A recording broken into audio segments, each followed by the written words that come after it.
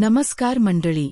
पितृपक्ष हा आपल्या जीवनातील एक महत्त्वाचा कालखंड आहे.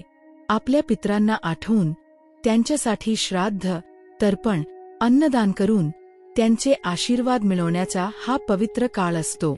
आणि पितृपक्षाचा शेवट होतो तो सर्वपित्री अमावास्येला. आता आपण बघू सर्वपितृ अमावस्या तिथी कधी आहे. अमावस्या तिथी प्रारंभ 20 तारखेला रात्री 12:17 सुरू होणार असून अमावस्या तिथी समाप्ती 21 तारखेला रात्री 1:24 संपेल. यावेळेस सर्वपितृ अमावस्येला शुभ योग आणि सर्वार्थ सिद्धी योग देखील आहे. आता आपण बघू सर्वपितृ अमावस्येला कोणाचे श्राद्ध करतात. ज्या पितरांचे श्राद्ध करायचे राहून गेले असेल किंवा ज्यांच्या श्राद्धाची तिथी आठवत नसेल अशा पितरांचे श्राद्ध या दिवशी करतात. त्या दिवशी सर्व पितरांचे नाव घेऊन श्राद्ध करावे. हे श्राद्ध पितृदेव स्वीकारतात. सर्व पित्री अमावास्येला महालय आणि सर्वमोक्ष अमावस्या असेही म्हणतात, कारण या दिवशी केलेले श्राद्ध हे थेट पितरांच्या आत्म्यांपर्यंत पोहोचते. आता आपण बघू सर्व पितृ अमावस्येला काय करावे. सर्व पित्री अमावस्येच्या दिवशी शक्य असल्यास कोणत्याही नदीच्या घाटावर किंवा पिंपळाच्या झाडाखाली श्राद्ध करावे. सर्व पित्री अमावस्येवर पितरांच्या श्रद्धेसोबतच तर्पण आणि पिंडदान इत्यादी करावे. असे केल्यास पितर सहज पाणी आणि अन्न सेवन करू शकतात अशी मान्यता आहे. वास्तुशास्त्रानुसार ईशान्य दिशा ही पवित्र मानण्यात आली आहे. हे देवतांचे स्थान मानले जाते. या काळात पितरांची पूजा करून त्यांचे स्मरण करावे आणि घरात सकारात्मकता टिकवून ठेवण्यासाठी या दिशेला दिवा लावावा. असे केल्याने घरात सुख समृद्धी नांदते, घरामध्ये पैसा येतो आणि आर्थिक स्थिती मजबूत होते. श्राद्ध करताना काळ्या तिळाचा वापर करावा. काळ्या तिळाचा वापर श्राद्धाचे भोजन, तर्पण आणि तांदळाचे गोळे बनवताना केला जातो. असे मानले जाते की काळ्या तिळामध्ये तीर्थाचे पाणी असते, ज्यामुळे पितृ संतुष्ट होतात आणि वरदान देतात. श्राद्ध भोजनात काळे तीळ अवश्य टाका. तीळ पिशाच्यापासून अन्नाचे रक्षण करतात. तसेच दूध, मध आणि गंगाजलाचाही समावेश भोजनात करणे आवश्यक आहे. ब्राह्मण पर्व. सर्व पितृ अमावस्येला ब्राह्मणांना भोजन देण्याची परंपरा आहे. असे मानले जाते की ब्राह्मण भोजन आयोजित केल्याने पितरांच्या आत्म्याला शांती मिळते.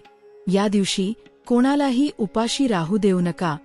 गरुड पुराणानुसार पितृपक्षाच्या काळात पितर कोणत्याही रूपात येऊ शकतात. अशा वेळी सर्व पितृ अमावस्येच्या दिवशी जर कोणी भुकेला माणूस दारात आला तर त्याला जेवायला द्यावे. काहीही न देता परत पाठवू नये. पितृपक्षाच्या शेवटच्या दिवशी गाय, कुत्रे, कावळे, देव आणि मुंग्यांसाठी नैवेद्य काढायला मुळीच विसरू नका. सर्व पित्री अमावस्येचे पुण्य मिळवण्यासाठी 1 किंवा 3 किंवा 5 ब्राह्मणांना जेवणासाठी आमंत्रित करावे. जर तुम्ही असे करू शकत नसाल तर कोणत्याही एका ब्राह्मणासाठी अन्न आणि धन काढून दान करा.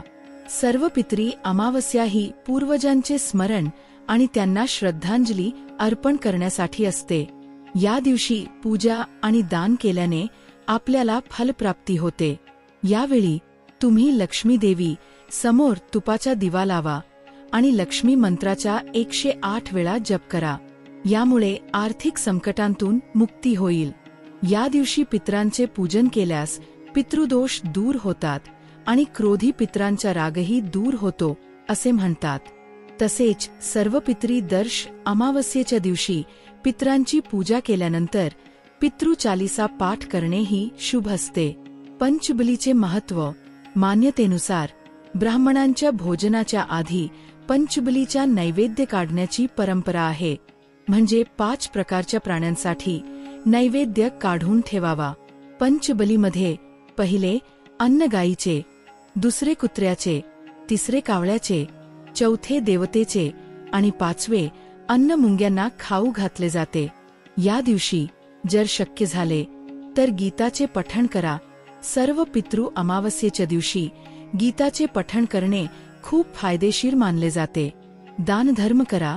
सर्व पितृ अमावस्येच्या दिवशी दानधर्म केल्याने पितृ प्रसन्न होतात आणि आशीर्वाद देतात. या दिवशी आपल्या क्षमतेनुसार पैसे, कपडे, धान्य आणि काळे तीळ दान करावे असे सांगितले जाते. आता आपण बघू या दिवशी श्राद्धाचे नियम काय आहे.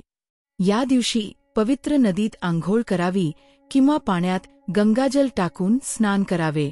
हातात थोडे तांदूळ घेऊन पितरांचे स्मरण करावे आणि श्राद्धाचा संकल्प करावा. जलात अक्षता टाका आणि ते जल देवाला अर्पण करा. मग पितरांच्या नावाने तर्पण करा. पितरांना तर्पण करण्यासाठी काळे तीळ आणि पांढरी फुले हातात घेऊन पाणी टाका. तर्पण करण्यासाठी तर्जनी आणि अंगठ्याच्या मध्ये दर्भ घ्या आणि अंजली तयार करा. अंजलीत जल घेऊन ते रिकाम्या पात्रात टाका. सर्व पितरांना आठवून प्रत्येकाच्या नावाने 3 वेळा जल अर्पण करा. तर्पण करताना ओम पितृभ्ये नमः चा जप करा. नंतर तर्पणाचे जल एखाद्या झाडाला अर्पण करा. घरी ब्राह्मणाला बोलावून भोजन द्या. आता आपण बघू सर्व पितृ अमावस्येला काय करू नये. श्राद्धाचे भोजन रात्री कधीही देऊ नये. या दिवशी कुटुंबातील सदस्यांनी तामसिक भोजन करू नये. ब्राह्मण आणि कुटुंबातील सदस्यांनी ब्राह्मण भोजनाच्या वेळी मौन बाळगावे. केळीची पाने आणि स्टीलच्या भांड्यांमध्ये श्राद्धाचे भोजन जेवायला देऊ नये. चांदी, तांबे, कांस्य यापासून बनवलेल्या भांड्यांमध्ये जेवायला दिले जाऊ शकते. लक्षात ठेवा, कर्ज घेऊन श्राद्ध करू नये. या दिवशी कोणाचाही अपमान करू नये आणि अपशब्द वापरू नये. श्राद्ध नेहमी सकाळी किंवा दुपारी करावे.